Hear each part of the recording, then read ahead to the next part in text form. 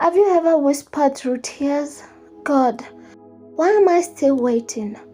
Not because you stopped believing, not because you stopped praying, but because the silence has lasted longer than your strength.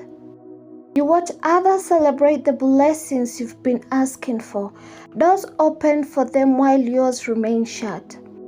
You smile for people, but deep inside, you're wondering if heaven has forgotten your name.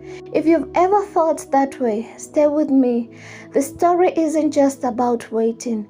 It's about discovering what God is doing while nothing seems to be happening. There was once a woman named Sarah. Every morning before the sun rose, she knelt beside her bed and prayed the same prayer.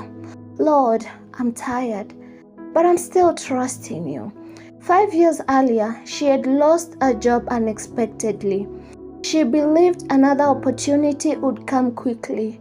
She updated her resume, attended interviews, and sent countless applications. But nothing. Weeks became months. Months became years. Friends who had once struggled beside her were now building and buying homes, traveling and building successful careers. Every social media post felt like another reminder that everyone else was moving forward while she stood still. She never stopped believing in God, but she stopped understanding Him. One evening, she opened her Bible and landed in Psalms 27:14. Wait for the Lord. Be strong and take heart and wait for the Lord. She sighed, Lord, I've been waiting. How much longer? No voice answered, only silence. Silence can be one of God's hardest classrooms. People often think waiting means God isn't working. But seeds grow underground before anyone sees a single leaf. Every great building begins with a foundation no one applauds. The strongest trees spend years growing roots before they reach toward the sky. Maybe heaven works the same way.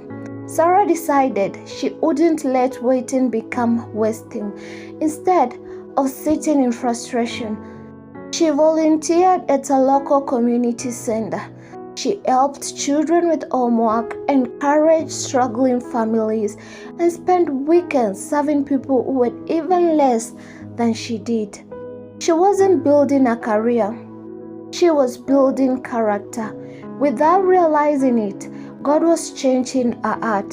The bitterness slowly disappeared. The jealousy faded. Her prayers became less about, give me what I want, and more about, make me who you want me to be. Waiting has become worship. One afternoon, a woman visited the community center looking for a volunteer to join a non-profitable organization. She noticed Sarah immediately, not because Sarah spoke the loudest, but because she served with joy. Weeks later, Sarah received an invitation for an interview. It wasn't the kind of job she had been praying for all those years. It was better, far better. The position matched her gifts perfectly and allowed her to help thousands of people. At the interview, the director smiled. We weren't looking for the most experienced person. We were looking for someone with compassion.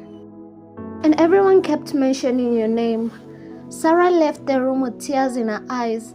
The years that felt empty had actually been preparing her for the very opportunity God had planned. If she had received the first job she wanted years earlier, she never would have served at the community center. If she had never served, she would never have met the people who changed her future. Sometimes we ask, why is God making me wait? Maybe the better question is, what is God preparing while I'm waiting?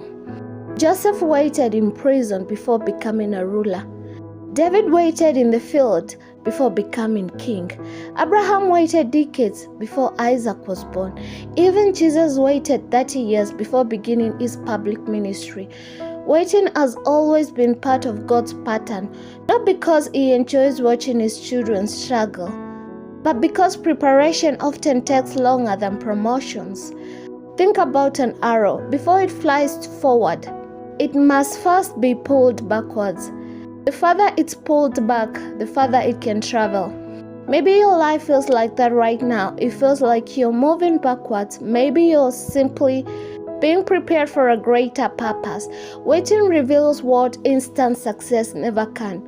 It teaches patience when everything inside you wants to quit. It builds faith when feelings disappear. It strengthens hope when circumstances refuse to change.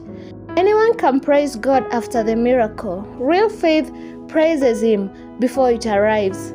If you are in a season where prayer seems unanswered, remember this. God has not misplaced your blessings. He has not forgotten your name. He has not ignored your tears. Every prayer you've whispered in the dark has been heard. Every tear you've cried has been seen. Every lonely night has been counted. The God who created time has never been late. He simply works on a different clock than we do. Years from now, you may look back and thank God for the very delay that today feels unbearable. Because sometimes the closed doors wasn't punishment, it was protection. Sometimes the long wait isn't rejection, it's preparation. And sometimes the silence isn't God's absence, it is His invitation to trust Him more deeply than ever before. So if today your heart is tired, if your faith feels weak, if you're wondering whether your breakthrough will ever come, hold on. Not because waiting is easy, but because God's promises are stronger than your doubt. One day, what feels like the longest chapter of your life may become the testimony that gives someone else the courage to keep believing. Until then, keep praying, keep trusting, and keep walking, not because you can already see the answers, but because you know the one who owns tomorrow. Thank you for spending these moments with me. If this story made you in a season of waiting, carry this truth with you today. God's delays are never empty. They are often filled with preparation, protection, and purpose. May this reminder give you fresh hope every time the waiting season feels heavy.